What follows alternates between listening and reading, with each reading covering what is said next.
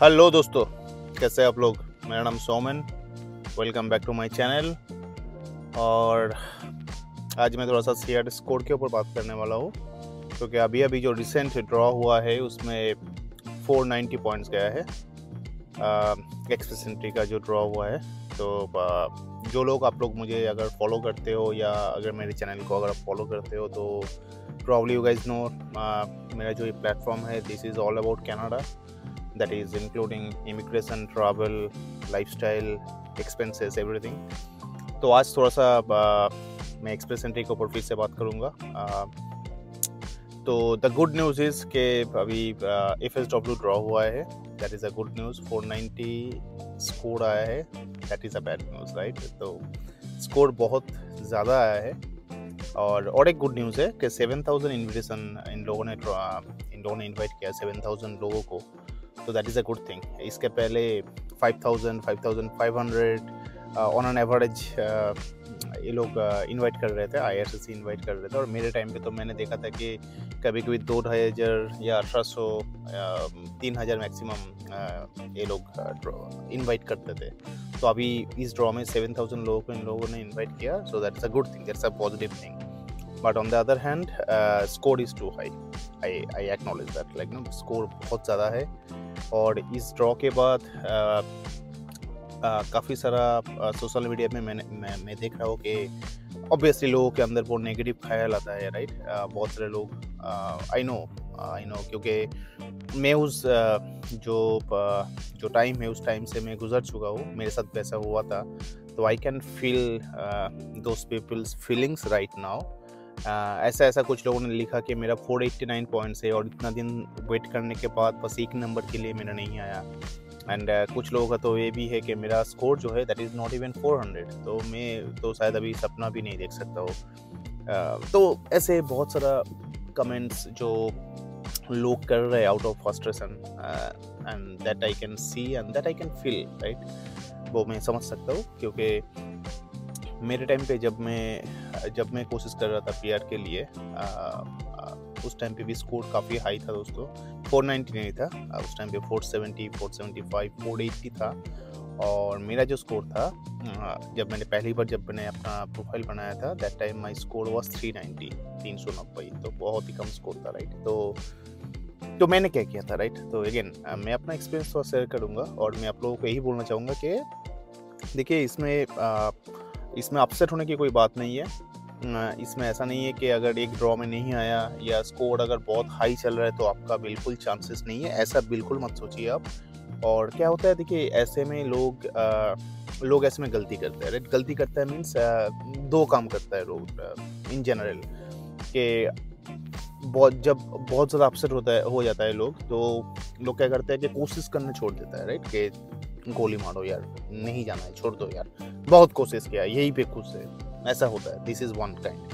The second kind of people, what they will do, इन लोगों को लगेगा कि शायद हम लोगों ने बहुत कोशिश कर लिया, नहीं हुआ, अभी चलो लेट्स विजिट सम कंसल्टेंट या कोई इमिग्रेशन कंसल्टेंट जो लोग है या जो भी कंपनीज है। इंडिया में तो काफ़ी है, ये पता है, नॉर्थ में काफ़ी ज़्यादा है।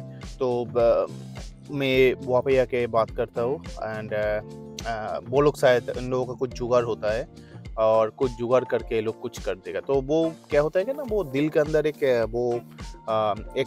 होप होता है, आस होता है, राइट, कि मैं किसी कंसल्टेंट के पास जाऊँगा, कुछ ना कुछ जुगाड़ करके वो कर देगा। लेकिन वो गलत है, वो बिल्कुल लाइक नो, वो नहीं होता, ऐसा नहीं होता है, राइट। वो फॉल्स है। या अगर कोई आपको अगर बोलेगा कि ऐसा हो कर देगा या आपका 6 महीने के अंदर विद गारंटी आपका हो जाएगा, तो वो आपको गलत बोल रहा है, ऐसा बिल्कुल नहीं होता है। कनाडा का जो इमिग्रेशन सिस्टम है बहुत ही स्ट्रेट फॉरवर्ड है। इसमें आपको किसी कंसल्टेंट की ज़रूरत नहीं है, किसी का भी ज़रूरत नहीं है, ठीक है। इसमें आप खुद कर सकते हो, बस आपको आपका प्रोफाइल क्रिएट करना है, doesn't matter how much you are scoring. पहला काम है आपको आपका प्रोफाइल क्रिएट करना, आपको एलिजिबल बनना पड़ेगा। उसके लिए आपको IELTS क्लियर करना पड़ेगा, आपका ECA क्लियर करना पड़ेगा, एंड अगर आपका वर्क एक्सपीरियंस है तो वो आपको ऐड करना पड़ेगा। That is the first thing. तो now coming back to the point, कि अगर आपका स्कोर काफ़ी कम है, 490 तो ऑब्वियसली नहीं है। अगर आपका स्कोर काफ़ी कम है तो इस टाइम पे आपको क्या करना चाहिए, ठीक है।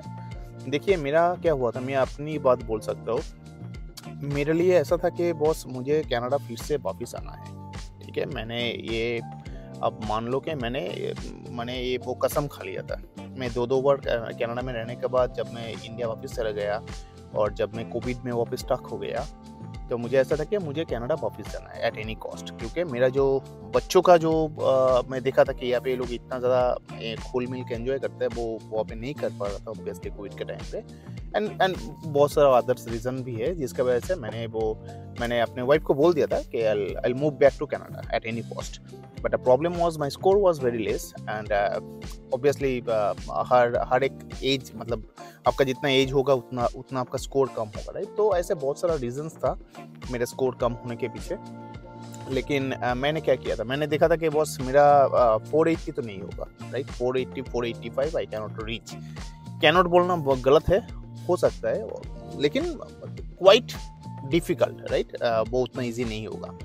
तो मैंने ऑल्टरनेट ऑप्शंस क्या था, तो देखिए अगर आपका भी अगर ऐसा है तो आप लोग ऐसा अब भी ऐसा सोच सकते हो, राइट। मैं अपने आप को ऐसे पॉजिटिव रखता था, राइट। मैं नेगेटिव नहीं सोचता था कि नहीं होगा, ऐसा बिल्कुल नहीं सोचता था। या मैं ये भी नहीं सोचता कि मैं किसी के पास जाऊंगा, कोई मुझे हेल्प करेगा और मुझे पीआर मिल जाएगा, ऐसा भी मैं रियलिस्टिक बातें सोचता था। तो मैं देखा था कि अगर मेरा स्कोर अगर बहुत कम है तो ऐसे में मुझे क्या करना चाहिए। तो पहला जो ऑप्शन है कि मैं स्टूडेंट परमिट अप्लाई कर सकता हूँ।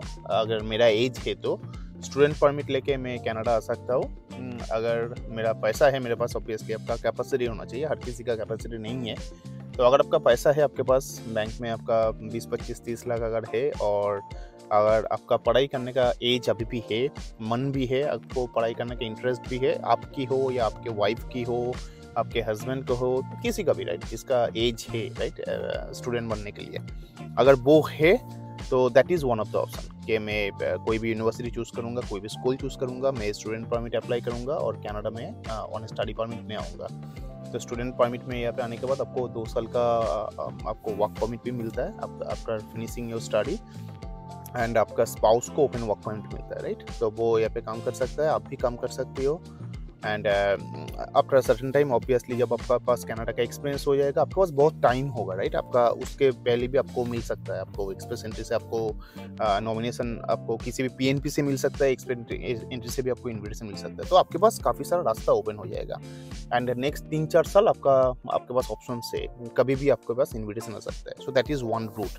लेकिन मेरे लिए प्रॉब्लम था, मेरे लिए वो रूट बंद था, राइट। कि मेरा एज काफ़ी है, मेरा अभी स्टूडेंट एज नहीं है, ऑब्वियसली मेरे वाइफ का भी स्टूडेंट एज नहीं है, हम लोग का 2 बच्चा है, और ऐसे में मैं एक MNC कंपनी में काम करता हूँ। मेरे लिए पॉसिबल नहीं है कि सब कुछ छोड़ छाड़ के मैं अभी स्टूडेंट परमिट के पीछे पड़ जाऊँ, वो प्रैक्टिकल नहीं था मेरे लिए, उसका मैं सोच भी नहीं सकता था, ठीक है। Although there are some videos in YouTube and there are a few people in social media, they claim that they got the student permit at the age of 40. That's okay. Obviously that's a good thing. Positivity बोलना अच्छी बात है, positive बोलना, but mostly that is not practical. मुझे practical नहीं लगता। At the age of 40 आप student permit लेके आओगे, that is not practical to me. आपके लिए हो सकता है या किसी और के लिए हो सकता है, don't take me otherwise, okay. मुझे ऐसा लगता है कि that is not for me, student permit मेरे लिए नहीं था, बंद हो गया, ठीक है। तो सेकंड ऑप्शन क्या है मेरे पास? सेकंड ऑप्शन है कि मैं विजिटर वीज़ा पे आ सकता हूँ। यहाँ पे कुछ दिन पहले तक भी ऐसा था कि आप विजिटर वीज़ा में आके यहाँ पे कोई एम्प्लॉयर ढूंढ के आप यहाँ पे वो वर्क परमिट आप अप्लाई कर सकते हो थ्रू दैट एम्प्लॉयर। ये 28 फेब तक था बिकॉज ऑफ कोविड। उसके बाद इन लोगों ने एक्सटेंड किया नहीं किया, आई डोंट नो। अगर आपको इसके ऊपर जानना है आप IRCC का वेबसाइट देख लीजिए, नहीं तो मैं देख के मैं अपने नेक्स्ट वीडियो में मैं इसको अपडेट करूँगा। लेकिन अभी मेरे पास कोई इन्फॉर्मेशन नहीं है। इन्फॉर्मेशन यही था कि विजिटर वीज़ा पे आप कनाडा आने के बाद अगर आप कोई एम्प्लॉयर ढूंढ सकते हो, यहाँ पे अवेलेबल है बहुत, बाय द वे बहुत अवेलेबल है जो आपको हेल्प कर सकता है, ठीक है। क्योंकि इन लोगों को मैन पावर चाहिए, लेबर चाहिए। तो विजिटर वीज़ा में आप आओ, एम्प्लॉयर ढूंढो, एम्प्लॉयर के थ्रू आप वर्क परमिट अप्लाई करो, फुल टाइम यहाँ पे जॉब करो, 2 साल का आपको वर्क परमिट आराम से मिल जाएगा।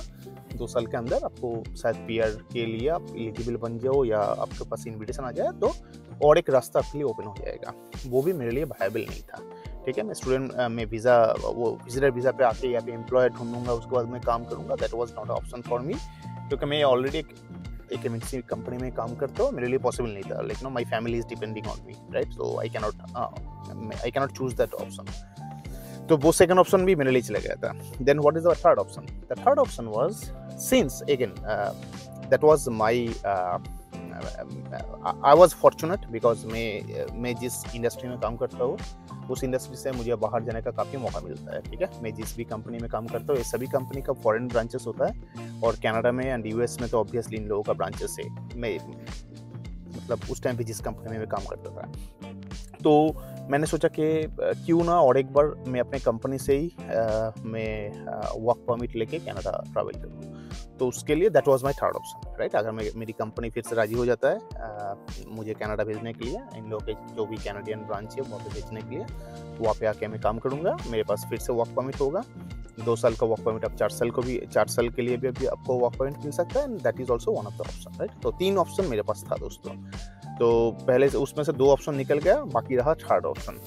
तो जब मैंने देखा मेरा एक्सप्रेस एंट्री का प्रोफाइल क्रिएट करने के बाद, जब मैंने देखा कि मेरा स्कोर काफ़ी कम है, 380 है, दैट टाइम मैंने अपनी कंपनी को मैंने कंपनी से बात करना शुरू कर दिया। मैंने अपना प्रोजेक्ट चेंज कर दिया। I was so desperate, okay, I was so desperate. And उसके पहले क्या था कि मैं जिस कंपनी से मैं यहाँ पे ट्रैवल किया था, कनाडा में ट्रैवल किया था, मैं वो कंपनी इंडिया वापस जाने के बाद मैंने चेंज कर लिया था, मैंने स्विच कर लिया था, मैंने दूसरी कंपनी ज्वाइन किया। तो आप सोचो, एक नई कंपनी दूसरी कंपनी में ज्वाइन करने के बाद आप 2-3 महीने के अंदर ही आप बोल रहे हो कि आपको ऑन साइट चाहिए, आपको बाहर जाना है, आपको कनाडा जाना है। That is kind of challenge, right, क्योंकि आपके पीछे आपके पहले भी और भी बहुत सारे लोग क्यू में होता है, राइट। अब उन लोगों का देखिए, ऑन साइट जाने का या बाहर फॉरेन जाने का एक एक्सपेक्टेशन ऑलमोस्ट सभी के अंदर होता है, राइट। तो जो लोग पहले से प्रोजेक्ट में काम कर रहे हैं या जो लोग पहले से उस कंपनी में काम कर रहे हैं, उन लोगों का हक पहले बनता है, and that is right actually, right. But again I didn't have any other options, right. मुझे मेरे फैमिली को लेके मुझे फिर से ट्रैवल करना था। Then I started pushing my company, I started pushing my manager, I started pushing my project, my account, and धीरे धीरे वो लोग भी मैंने I started creating dependency on me. मेरे ऊपर काफ़ी सारा डिपेंडेंसी था, मैं जहाँ पे जिस प्रोजेक्ट में मैं काम करता था। That was my way, right. मैंने ढूंढ लिया मेरे लिए रास्ता कौन सा है। मेरे लिए रास्ता यही है कि बस मुझे वर्क परमिट लेके मुझे फिर से कनाडा वापस जाना है, एंड मैंने वो करना शुरू कर दिया, ठीक है। लेकिन लकीली मेरा क्या हुआ था कि मैंने इसके पहले भी बहुत सारे वीडियोस में मैंने बोला कि लकीली मेरा एक्सप्रेस एंट्री प्रोफाइल क्रिएट करने के कुछ दिनों के बाद मुझे नोवा स्कोशिया से मुझे पीएनपी के लिए इनविटेशन मुझे मिल गया था। लेबर मार्केट, इन लोगों का लेबर मार्केट डिमांड में एक लेबर मार्केट प्रायोरिटी का एक ड्रॉ हुआ था, उसमें से ये लोग मुझे इनविटेशन भेजा था, ठीक है। एंड वो दुर्गा पूजा का दिन था, अभी भी मुझे याद है, राइट। दुर्गा पूजा का दिन था। हम लोग थोड़ा सा उस टाइम पे थोड़ा सा फ्रस्ट्रेशन के टाइम पे मैं जा रहा था। जैसे मैंने बोला, राइट, कि अभी जिन लोगों के पास इन्विटेशन नहीं आ रहा है, जो लोग बहुत दिनों से वेट कर रहे हैं, उन लोगों का जो फ्रस्ट्रेशन है, जो पेन है, that I can understand. Trust me friend, मैं बहुत ज़्यादा फ्रस्ट्रेट था, और मेरी फैमिली भी, मतलब मेरी वाइफ बहुत ज़्यादा फ्रस्ट्रेट थी। और हम लोग दुर्गा पूजा देखने गए थे ऐसे ही, टू बी वेरी ऑनेस्ट, हम लोग कोई नया कपड़े भी नहीं लिए थे, लेकिन एज ए कैजुअल, मतलब इवनिंग के टाइम पे क्या करेंगे, बच्चे को लेके आना है, बच्चे को लेके हम लोग चले गए थे। और हम लोग बहुत अपसेट थे, लेकिन भगवान से बोल रहे थे, यार कुछ तो करो भगवान, कुछ तो करो, एक मौका दे दो। एंड शायद भगवान ने सुन लिया था। That is my real story, okay दोस्तों। मैं कुछ आपको यहाँ पे मेक शिफ्ट कुछ नहीं बोल रहा हूँ, मैं बना के कुछ नहीं बोल रहा हूँ। जो भी मेरे साथ हुआ, जो भी मेरे एक्सपीरियंस है कनाडा का, वही मैं अपने प्लेटफॉर्म में लेके आता हूँ, इस यूट्यूब प्लेटफॉर्म में लेके आता हूँ मैं। तो एनीवे, तो लकीली भगवान का आशीर्वाद है। भगवान बोलो, गॉड बोलो, अल्लाह बोलो, सब सेम है, राइट।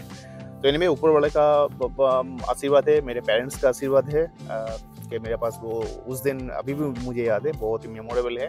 दुर्गा पूजा के दिन एक मंडप में हम लोग खड़े थे, और उस टाइम पे मेरे पास जीमेल में मेल आया, और वो इवनिंग का टाइम था, ऑलमोस्ट 7 या 8 बजे, 8 होगा, 8 ऑलमोस्ट, राइट। यहाँ पे 9:30 है उस टाइम पे मॉर्निंग को।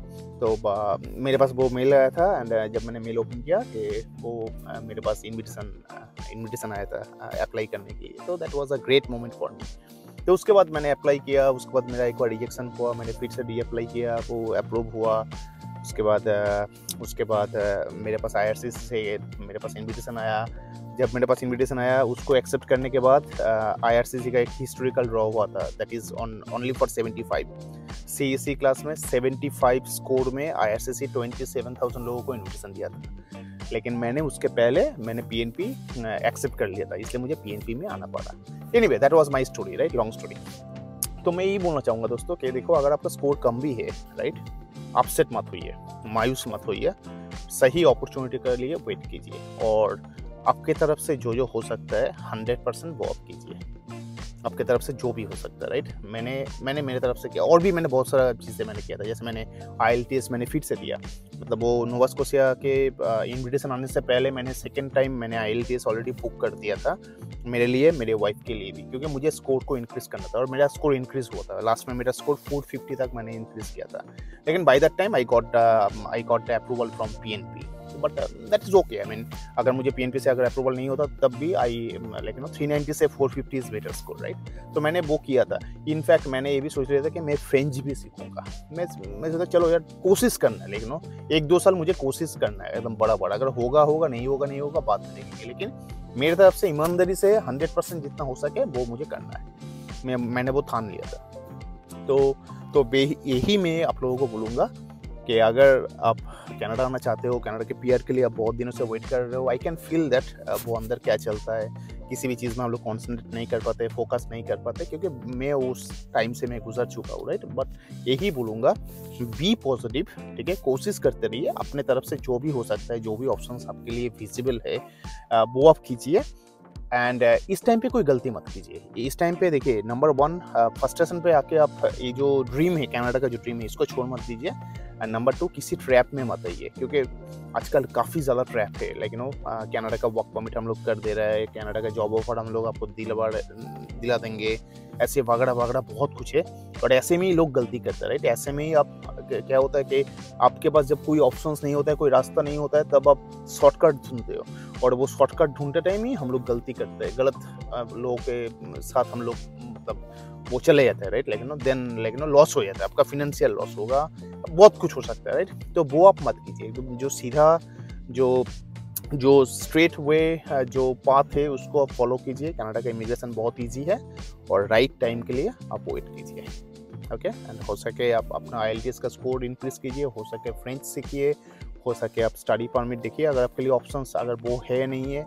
और एक बात मैं आपको बोलना चाहूँगा, देखिए PNP का जो ड्रॉ है, एक्सेप्ट ऑन्टारियो, बाकी जो भी प्रोविंस है, सभी प्रोविंस के लिए आप कोशिश कीजिए। ऑन्टारियो का क्यों बोलो, क्योंकि ऑन्टारियो का स्कोर काफ़ी हाई है, 460, 470, 480 इन लोगों का मिनिमम स्कोर है, क्योंकि हर कोई यहाँ पे ऑन्टारियो जाना चाहता है, टोरंटो हर कोई जाना चाहता है, लेकिन यहाँ पे टोरंटो छोड़ के, ऑन्टारियो छोड़ के भी बाकी प्रोविंसेस है, उस प्रोविंस का भी जो भी वेबसाइट है आप उनको फॉलो कीजिए।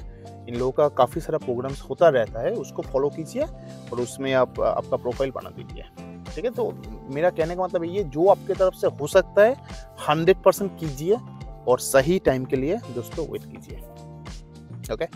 So anyway, so that's it for today. अगर आप लोगों को कुछ क्वेश्चंस है, आप लोग मुझे पूछ सकते हो, कुछ जानना है कनाडा के ऊपर, आप लोग मुझे कमेंट कर सकते हो। और अगर अच्छा लगेगा ये video, please give us a thumbs up, subscribe कर लीजिए मेरे चैनल को, क्योंकि मैं पूरा कनाडा के ऊपर सब कुछ मैं लेके आने वाला हूँ। तो अगर आप मुझसे जुड़े रहोगे तो आपको सब कुछ पहले से पता चलेगा और पता होगा, तो वो आपके लिए शायद आपका जो कैनेडियन जर्नी है वो शायद वो और स्मूथ हो सकता है। सो देखते रहिए मेरा channel. Thank you for watching my channel and stay tuned. Thank you.